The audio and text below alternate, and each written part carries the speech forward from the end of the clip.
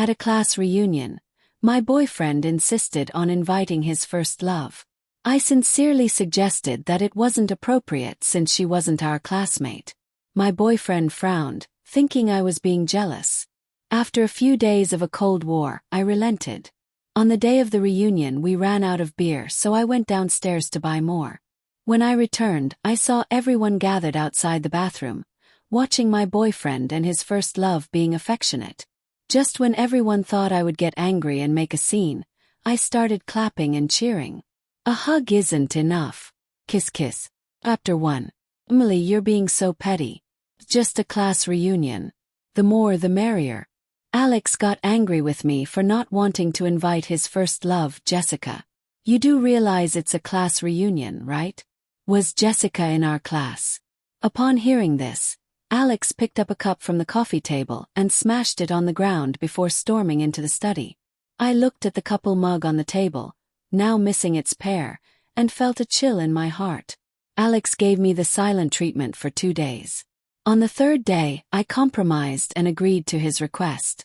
I was tired and didn't want to continue this straining conflict. I decided to break up with Alex after the reunion. I had made up my mind. For years, Jessica had been like a landmine buried between Alex and me. I didn't want to continue living with this landmine. The reunion was initially planned at a restaurant convenient for everyone. But the day before, Alex suddenly suggested having it at our place. Without consulting me, he posted in the group chat, "Emily is great at cooking. Everyone should come to our place and taste her cooking." I was annoyed by Alex's decision without my consent. But since I was planning to break up with him, I thought of this as a farewell dinner and didn't object. On the day of the reunion, I was busy in the kitchen alone. A female classmate who was close to me spoke up sarcastically to Alex and Jessica, who were always together. "Alex, your girlfriend is busy in the kitchen. Aren't you going to help her?" Alex, trying to save face, said, "Oh, cooking is a woman's job." Hearing this from the kitchen, I wasn't angry. I just silently made an extra dish. Smashed cucumber with garlic.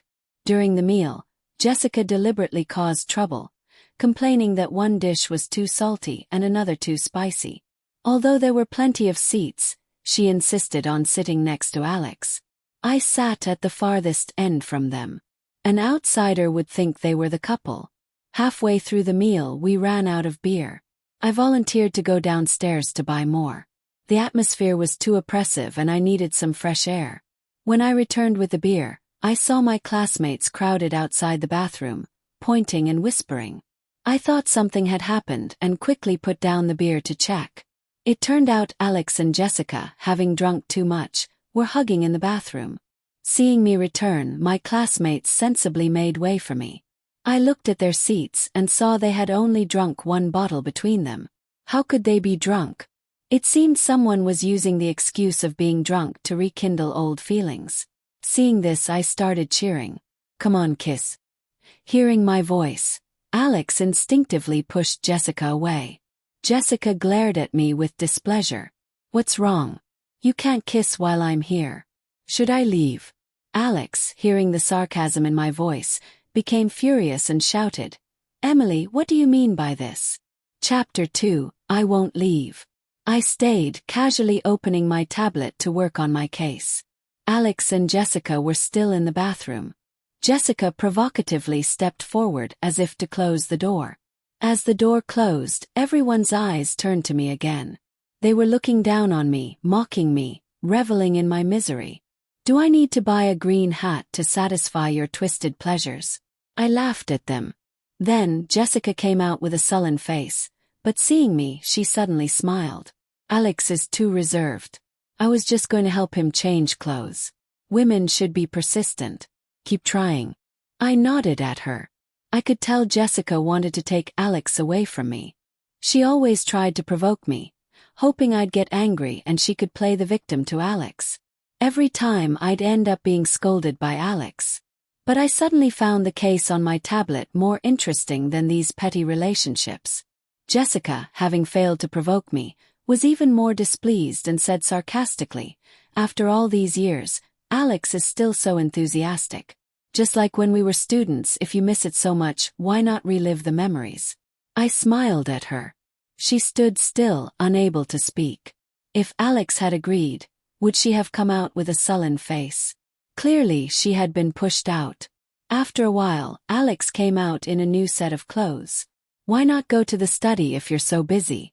Seeing me focused on my tablet, Alex got angry again. I stood up and headed to the study.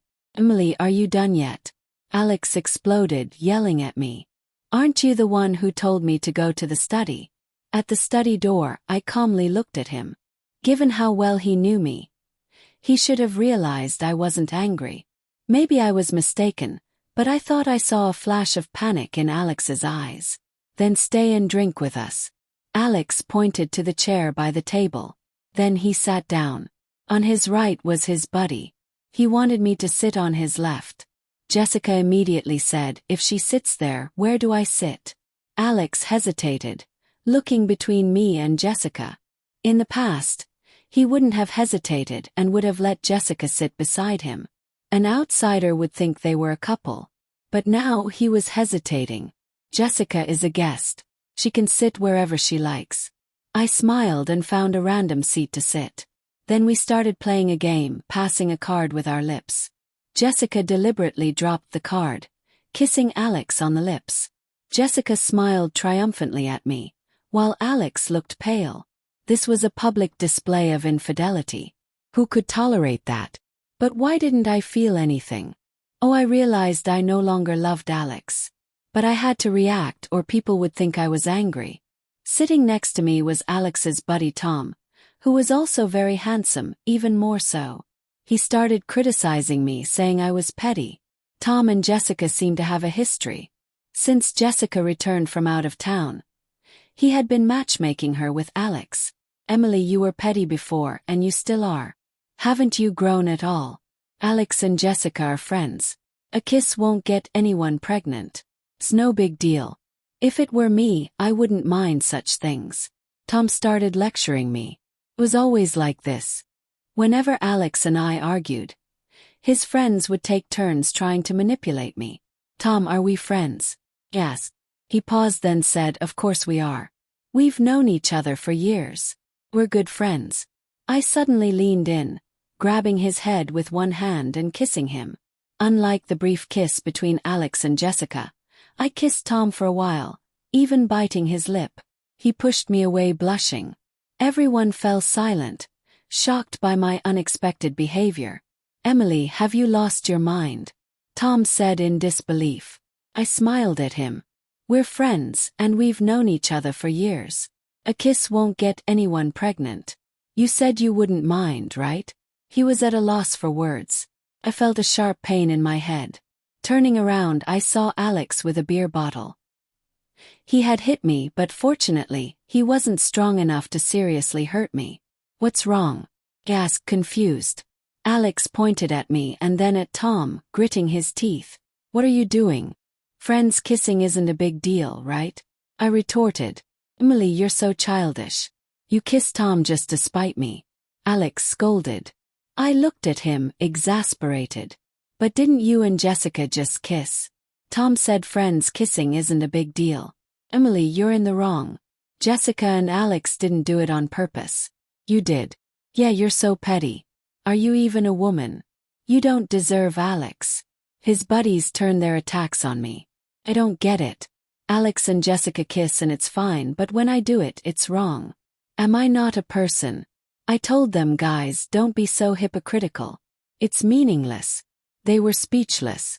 They had manipulated me countless times, but when I fought back logically, they crumbled. Alex stared at me for a long time.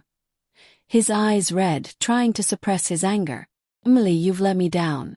Then he grabbed Jessica and headed for the door. Seeing that I didn't follow, he looked back in disbelief. I'm not coming back tonight. I'm staying at Jessica's place, he told me. He nodded. You've been drinking. Remember to call a driver. Chapter 3. Alex looked startled by my reaction, but he was too proud to back down. So he opened the door and left with Jessica. Jessica gave me a triumphant smile as if she had won. If I cared, she would have won. But I didn't care anymore. Everyone else left in small groups. Tom was the last to leave, sitting on the sofa, his 8-pack abs faintly visible through his shirt. He suddenly said, "Emily, it's good you've moved on. Alex isn't right for you. Maybe you could consider you." "No way. If I don't care about Alex, why would I care about you?" Pointed to the door. "Goodbye, you." Tom took a deep breath but didn't get angry. He even smiled. "You're interesting. I'll hang out with you more." Then he left. I didn't bother cleaning up. Instead, I worked, showered, and went to bed. In a daze, I heard footsteps. I used to love Alex so much that I could recognize his footsteps. From the sound, I could tell how drunk he was. That's the proof of love to the bone.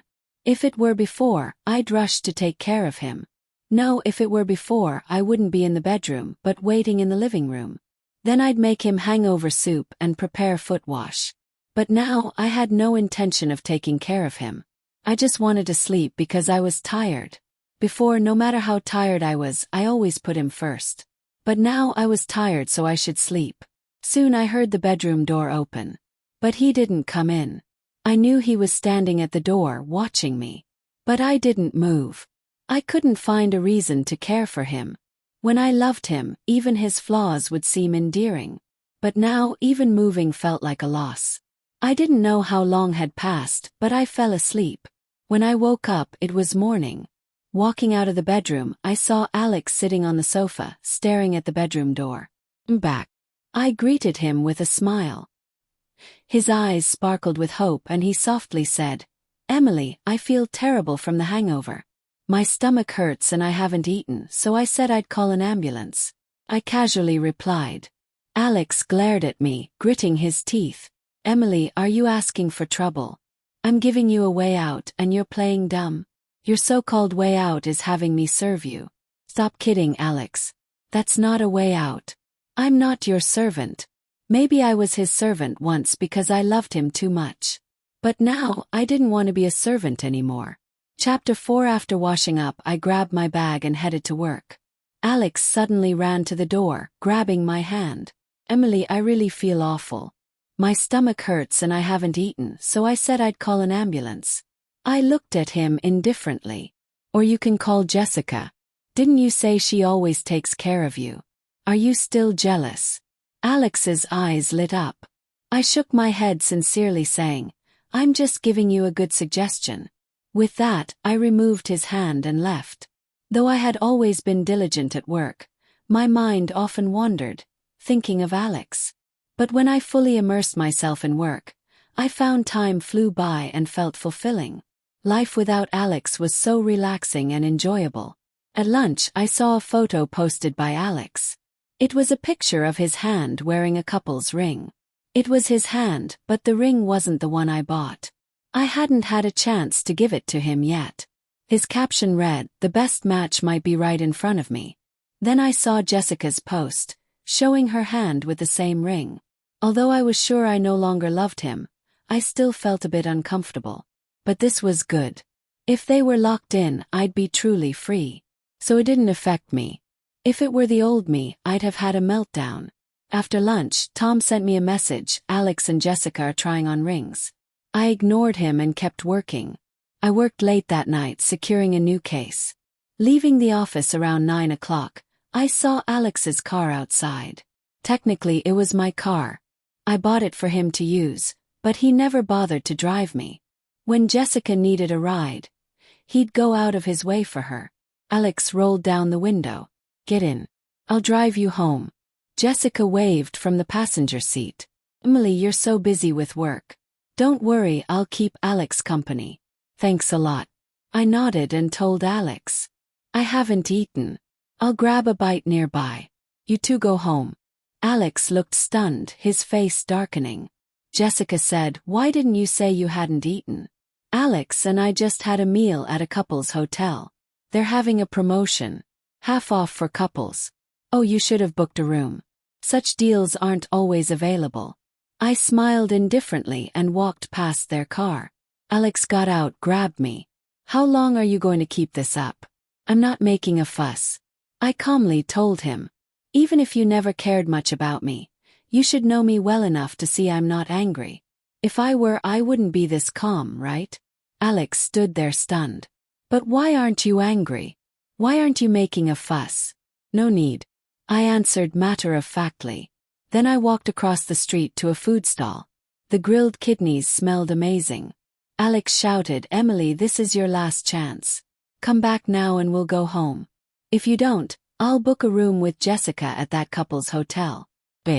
Remember to buy protection. They're expensive at the hotel. He nodded. Chapter 5. No one bothered me anymore. They drove off. I knew Alex and Jessica hadn't done anything, but I didn't know what was in his head. I couldn't accept emotional or physical infidelity. Cheating is cheating regardless of the degree. I enjoyed my grilled kidneys feeling satisfied. I'd always liked such foods, but Alex didn't, so I pretended not to. For him, I developed an allergy to mangoes, almost desensitizing myself. But what did I get in return? Someone who loves you will find your quirks endearing. Someone who doesn't will see the world as a pile of crap, no matter what you give them. I've moved on, so I love myself. Back home, Alex wasn't there. Maybe they did book a room. It didn't matter. I didn't care. I showered, played a game, and worked. Balance is key. Before, I had no time for games. Even if Alex ignored me, I couldn't play. I had to devote myself to him. He could disregard me, but I couldn't ignore him or he'd throw a fit. Now I could eat and play whatever I wanted. Is this the joy of being single? After finishing my work, I went to bed. Alex didn't come home that night. In the morning, Jessica sent me several photos. They were from a hotel bathroom with frosted mirrors, showing Alex's muscular body. I had loved Alex so much that I could recognize him instantly. So they really did book a room. I felt a bit uncomfortable, having been together for 7 years. But I could accept it. I grabbed my bag and went to work. At lunch, I saw Alex in the cafeteria. Coincidentally, I was sitting with a male colleague, laughing and chatting when Alex approached. My colleague, seeing Alex's hostile look, left with his tray. Alex sat across from me, pale and biting his lip, looking panicked. I stayed at Tom's place last night, Alex said. He nodded. Got it. You don't believe me. Emily, why don't you believe me? Why do you always doubt me? Alex was agitated. I took out my phone and didn't show him Jessica's messages, fearing they'd argue. I wanted them locked in, so I showed him Tom's message. Alex asked me to lie, but he didn't stay at my place last night. He and Jessica booked a hotel room. Emily. Alex's eyes filled with tears. Sweetie, don't be like this. I really don't care. I smiled at him, pocketing my phone. I'm showing you this so you know you don't have to lie to me. I already know, and it really doesn't matter. But Emily, nothing happened between me and Jessica. I sent her away. Alex insisted. Decide. He was still lying. I had no choice but to open Jessica's messages. See for yourself. Chapter 6. Seeing those photos, Alex's face turned ashen. But he grabbed my hand very agitated and said, I took a shower and then kicked her out. I didn't know she took pictures. I told her to leave while I was in the shower. I didn't know she stayed. Seeing his expression, I knew he wasn't lying. When he lies, his habit is to get angry with me first, and his eyes would dart around. But I still pushed his hand away and calmly said, It doesn't matter because I really don't care. Why don't you care? He was scared, his voice trembling. You should care, Emily. You loved me so much. You never liked me going out with Jessica. How can you not care? You see, you always knew I didn't like you to going out.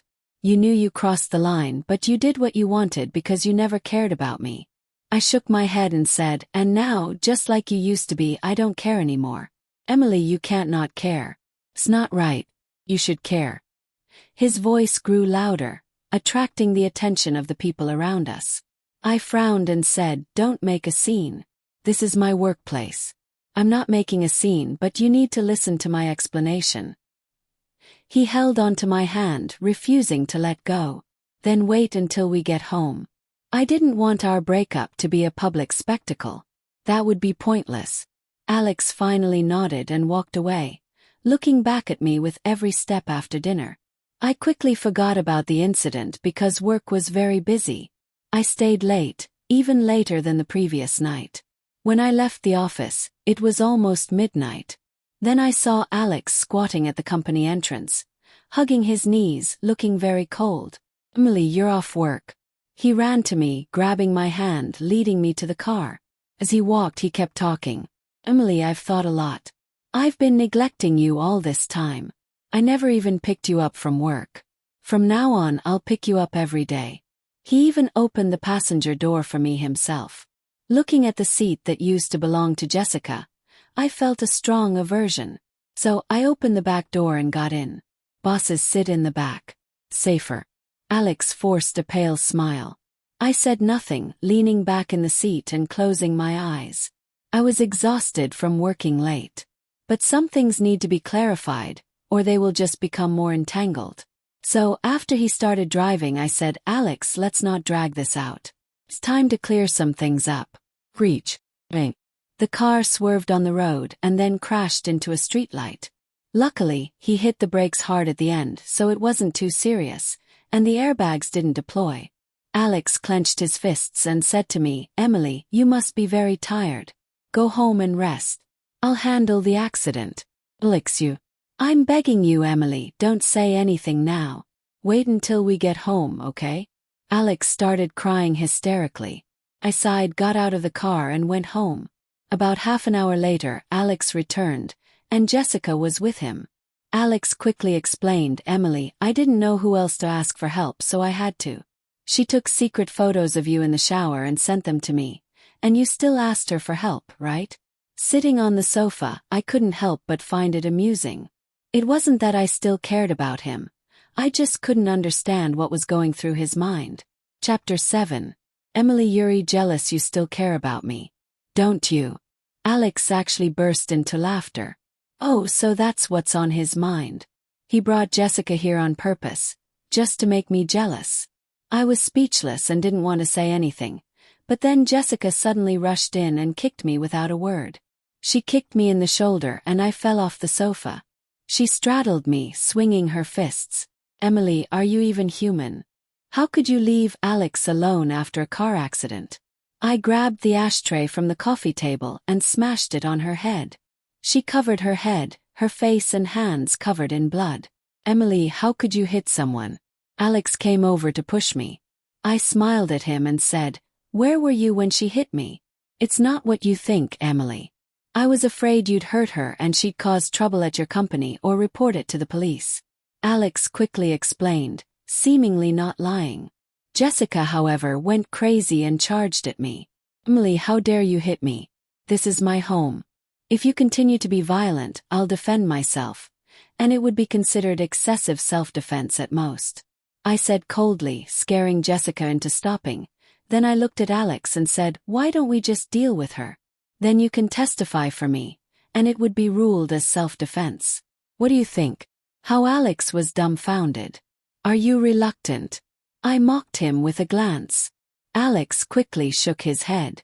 "No, Emily, no. I just think it's unnecessary, and I've already decided to cut LTIs with her." "Then let's just deal with her," I continued. Alex actually hesitated, which shocked me. He seemed to be seriously considering it.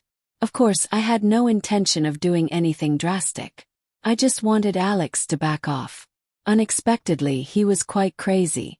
Jessica got scared, gave us a fierce glare, and ran away. Now it was just Alex and me in the room. It was time to discuss the real issue.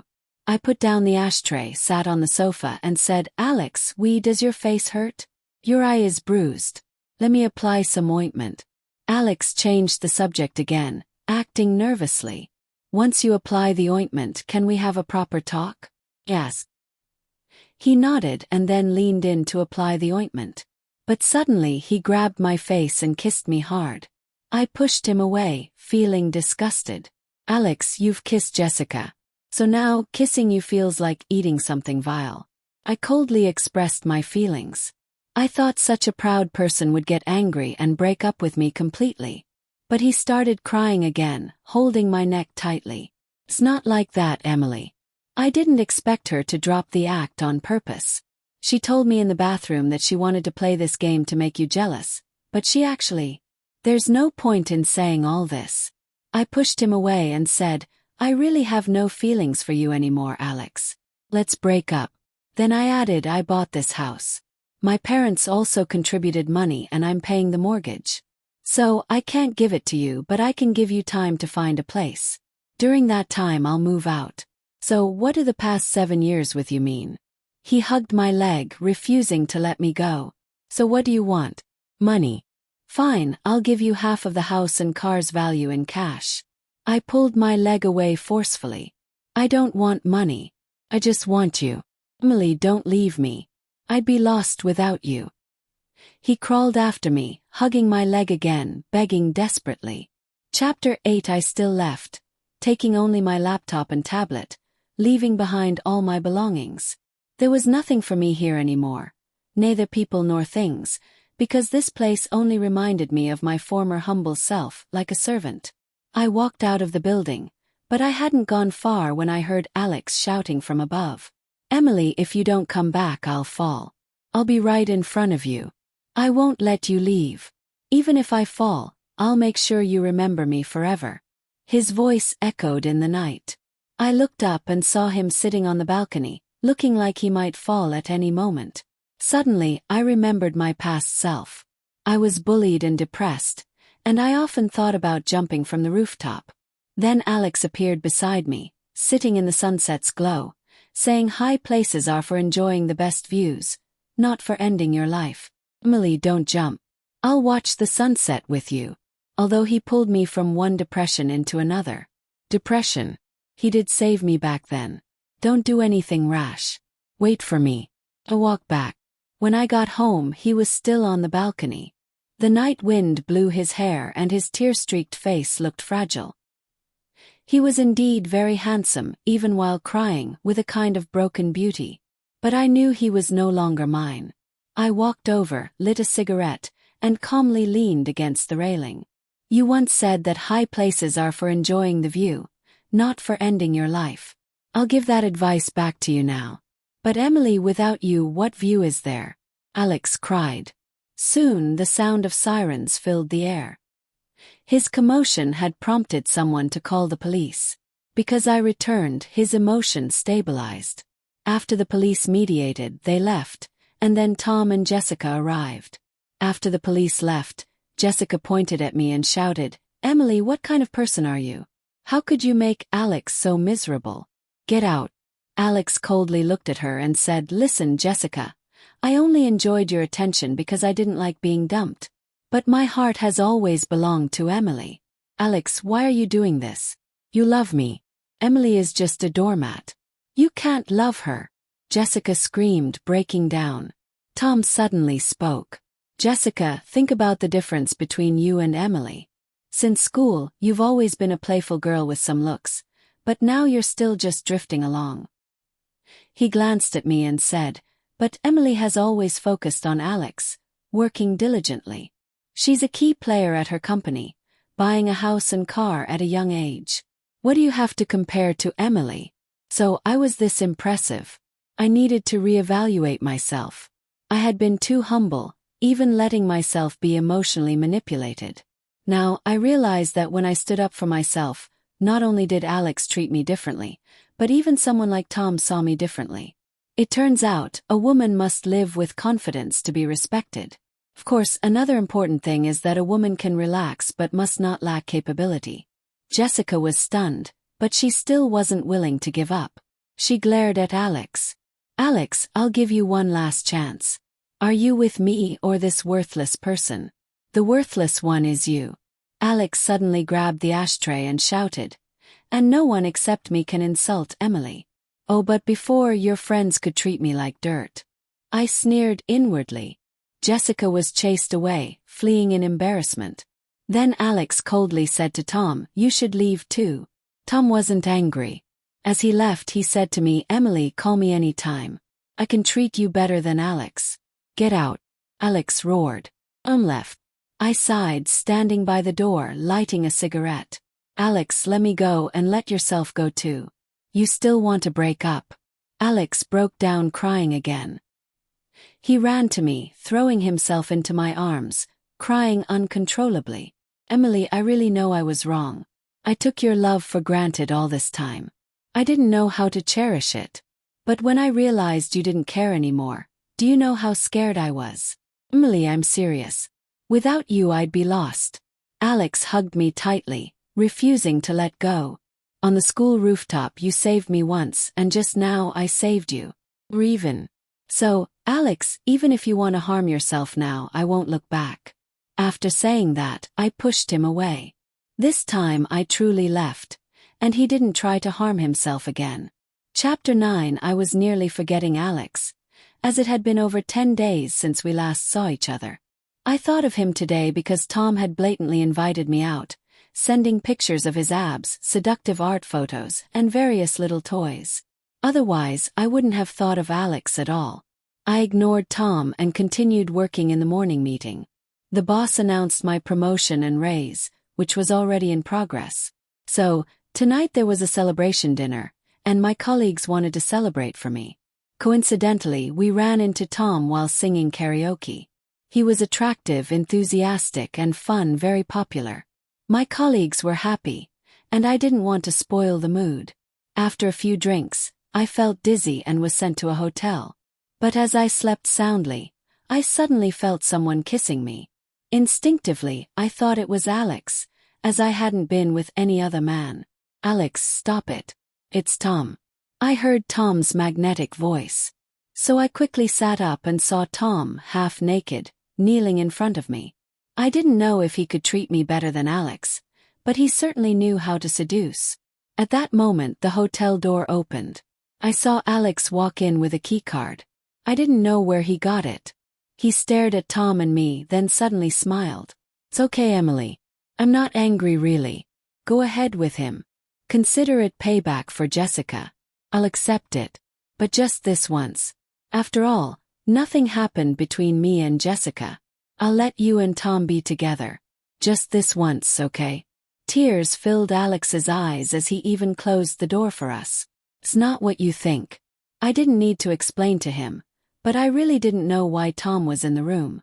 Maybe my colleagues, thinking we were a couple, sent us here when I was drunk. You two are like this, and you still say it's not. Alex cried. Emily, why are you doing this to me? I know I was wrong. I shook my head and laughed. I suddenly feel like I should have some fun with Tom. At least he's proactive. And you? Every time I kissed you, you couldn't wait to brush your teeth. Every time we were intimate, you sighed. How much do you despise me, Emily? No, it's not like that. Alex pointed at Tom. He taunt me. He said if I acted cold enough, you'd always chase after me, Emily. I just wanted you to treat me better. Tom didn't deny it. Instead, he smiled, looking at Alex like he was an idiot. But he got up and put on his coat. I figured it out. A woman like Emily will only be foolish once in her life. Alex, you couldn't keep her, and I certainly can't either. He walked to the door, then said, by the way, Alex, I've had my eye on Emily for a while. I always hoped you'd break up so I could step in because good women are hard to find. I'm tired of playing around and want to settle down with a good person. Then he left. That night, because I was drunk, I had no energy to deal with anything. I slept through the night and Alex cried through the night. The next day I went to work, thinking Alex wouldn't show up again. But at noon he came with many lunchboxes. Different dishes were laid out in front of me. He carefully explained. Food outside isn't clean. From now on I'll cook for you daily. I've quit my job to take care of the house while you work. I glanced at the dishes, frowning. Alex, I'm allergic to celery. Don't you know that? And these dishes, if I remember correctly, are all recipes Jessica posted on social media. You learned them for her, didn't you? Now you're making them for me. Don't you find that ridiculous? Alex stood frozen, unable to say a word. Then, under everyone's gaze, he knelt in front of me, hugging my leg. Emily, I really know I was wrong. Please give me another chance. Such a proud person, kneeling in front of everyone. But I knew one should never look back. I called security to remove him. All afternoon my colleagues discussed the incident and my boss talked to me. I told my boss about the past years, how I once loved him deeply. My boss joked that if there was something else in your bones, it would turn into bone cancer, making me laugh. After work I went out with my colleagues. Then I saw a crowd in the lobby, people whispering and recording with their phones. I walked over and saw Alex kneeling in the middle of the lobby. He held up a sign that read, "Emily, marry me." "Emily, your boyfriend is pretty good. Don't stay mad. He didn't do anything that bad." "Yeah, Emily, where else would you find such a handsome man?" My colleagues tried to persuade me, left with no choice. I walked up to him and said, "We'll talk at home." He quickly stood up, tidied his clothes and hair, then happily held my arm. He told everyone, "Please bless us. I'm Alex, and she's Emily. I'm her husband." He was emotionally blackmailing me, but I didn't want to make a scene. Back home the house was spotless. He clearly cleaned every day. Our photos were everywhere, although I remembered he hated displaying them. Even my phone wallpaper was of him, while his was a photo of him, Tom and Jessica. I knew if he could, he would have used a photo of him and Jessica. "Emily, I was picking a ring that day to propose. I know I shouldn't have asked Jessica, but your fingers are similar in size, so I asked her."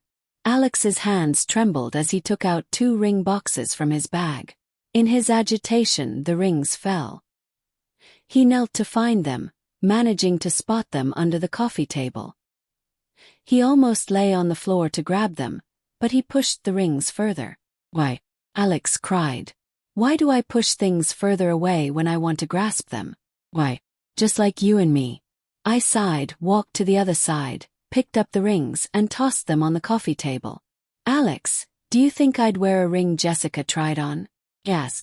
Alex lay on the floor, crying. "Let's break up." I finally said those 3 words, feeling incredibly relieved. "We should have ended this long ago, let each other go." "But I can't let you go. You are my life," Alex cried. I looked at him and said, "Don't come to my company anymore, or I'll change jobs. And let's not meet again." It seemed I no longer had the energy to love anyone in this lifetime. Chapter 10. Another half-month passed without seeing Alex, and I got promoted. I now had my own office and a team. My boss treated me even better.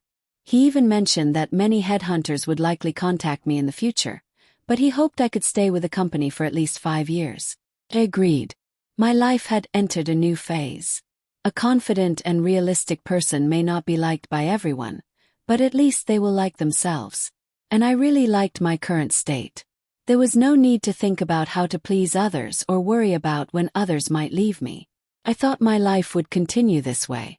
Until one day I saw Alex again. He showed up at our celebration dinner. He was wearing a suit that looked like it was meant for a wedding, looking incredibly handsome, with a smile that made him seem like the happiest man in the world. I stood up, not knowing how to handle him. "Emily, don't worry. I just wanted to see you one last time. Look, you're wearing a dress. And I'm in a suit. Can we take a picture together?" He held up one finger. "Just one photo as a keepsake. I don't want to have any regrets. Just one photo and then I won't bother you anymore." Wait. I walked over and stood beside him, letting a colleague take our picture. He took the phone, looked at the photo and seemed satisfied. He then set it as his wallpaper. "Go back to your dinner, Emily. I'm leaving now." He smiled at me. I nodded and turned back towards the table.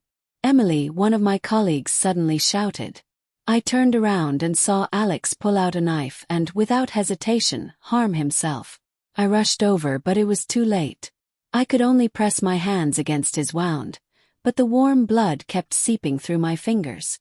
He looked at me, smiling, reaching out to touch my face. "Emily, I wasn't lying. Without you I'm nothing. You're my life. I'll wait for you in the next life. And I promise I won't let you suffer." He was gone, blooming into the most beautiful flower in his final moments. And please subscribe to my channel.